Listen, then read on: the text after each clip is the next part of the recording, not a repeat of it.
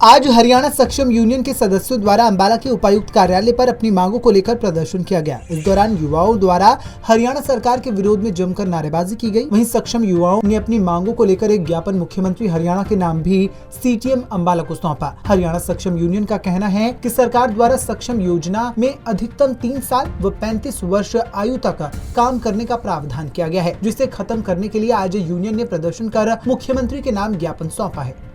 ये हरियाणा सक्षम यूनियन के बैनर तले जितने भी सक्षम युवा हैं, सक्षम योजना के तहत अंबाला डिस्ट्रिक्ट में कार्य करते हैं, आज वो सभी अपना डीसी साहब को ज्ञापन सौंपने आए हैं और मुख्यमंत्री जी को के नाम पे ये ज्ञापन सौंपा गया है। माध्यम डीसी साहब रहेंगे और इसमें जो हमारी समस्याएं हैं वो ये है, 3 साल और 35 साल का एक बाउंडेशन इस योजना के अंदर लगाया हुआ है। जिस साथी ने 3 साल इस योजना के अंदर कार्य किया है उसको इस स्कीम से आउट कर दिया जाता है और जिसकी 35 साल की एज हो जाती है उसको भी इस स्कीम से आउट कर दिया जाता है। क्या सरकार से हम पूछना चाहेंगे इस चैनल के माध्यम से, क्या 35 साल की उम्र के बाद भूख प्यास लगना बंद हो जाती है इंसान को, या फिर उसके मंत्रिमंडल में 35 साल की एज से ज़्यादा मंत्री नहीं है? या तो उनको इस्तीफा दिलवा दो या फिर हमारा बाउंडेशन ख़त्म कर दो। इसके साथ अगर सरकार हमारा 3 और 35 साल का बाउंडेशन ख़त्म नहीं कर सकती, न्यूनतम वेतन हमें नहीं दे सकती, तो जो रोजगार कौशल योजना में हमें एक्स्ट्रा नंबर देने का प्रावधान किया है, एक उसका एक्सपीरियंस लेटर हमें इशू कराया जाए जहाँ पे हमने कार्य किया है।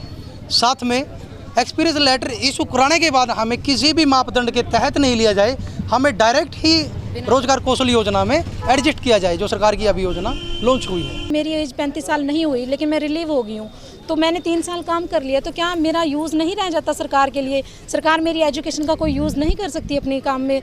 तो ये गलत है। जो भी सरकार ने बाउंडेशन लगाई है 35 साल के से बाद हटा देना या फिर 3 साल पूरे होने के बाद हटा देना, ये बिल्कुल गलत है। हम सरकार से ये मांग करते हैं कि इस बाउंडेशन को ख़त्म किया जाए और या फिर जो कौशल रोजगार चला हुआ है, जैसे कि मैं 3 साल पूरे कर चुकी हूँ, मुझे एक्सपीरियंस मिल नहीं रहा कहीं से भी, इसीलिए हम लोगों ने आज यहाँ पे मीटिंग बुलाई है। तो हमें या तो एक्सपीरियंस दिला जाए या बिना शर्त के हमें कौशल रोजगार में जगह दी जाए, और या फिर हमारी 3 और 35 की बाउंडेशन को ख़त्म करके हमें, और हमारी सैलरी को जो बिल्कुल कम है 6,000 है, वो एक न्यूनतम वेतन जो सरकारी कर्मचारियों को दिया जाता है, इतना हमें भी दिया जाए ताकि हम भी अपने परिवार का पालन पोषण कर सकें। हम भी फैमिली वाले हैं, हमारे बच्चे भी स्कूल में जाते हैं। आजकल सरकार को पता है कि स्कूल की फ़ीस क्या है, बच्चों का खर्चा क्या है। हम लोग 6,000 में अपने घर का कुछ भी नहीं चला पाते। हमारी सैलरी भी बढ़ाई जाए और हमारा काम भी बढ़ाया जाए। तो मेरी एज 32 है, क्या मैं सरकार के लिए कोई काम करने के लायक नहीं हूँ? और हमारी मतलब मेन मांग यही है कि हमें रोज़गार दिलवाया जाए। अब 31 के बाद मैं बाहर हूँ, अब हमारे पास मतलब रोज़गार कोई नहीं है, अब हमें रोज़गार दिलवाया जाए, सक्षम में ही दिलवाया जाए या रोज़गार कौशल में दिलवाया जाए। वहीं सक्षम युवाओं का ज्ञापन लेने के बाद सीटीएम अंबाला मुकुंद ने बताया कि युवाओं द्वारा अपनी मांगों को लेकर एक ज्ञापन दिया गया है, जिसे वे जल्द ही सरकार तक पहुंचाएंगे ताकि उनकी समस्याओं का समाधान हो सके। देखो, बेसिकली ये लोग चाहते हैं कि इनका जो एक तो 35 ईयर्स का एक एज बार है उसको ख़त्म किया जाए, और इसके अलावा जो 3 साल से ज़्यादा अवधि पे ये काम करना चाहते हैं तो उसको बहाल किया जाए।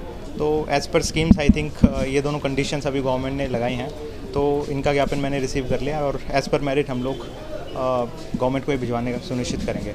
सक्षम योजना के तहत कार्य करने वाले युवाओं ने आज सरकार की योजना को लेकर प्रदर्शन किया और सरकार से मामले में जल्द समाधान की मांग की। बहरहाल अब देखना ये होगा कि इस मामले में कब तक युवाओं की समस्या का समाधान हो पाता है। पंजाब केसरी टीवी के लिए अंबाला से कृष्ण बाले की रिपोर्ट।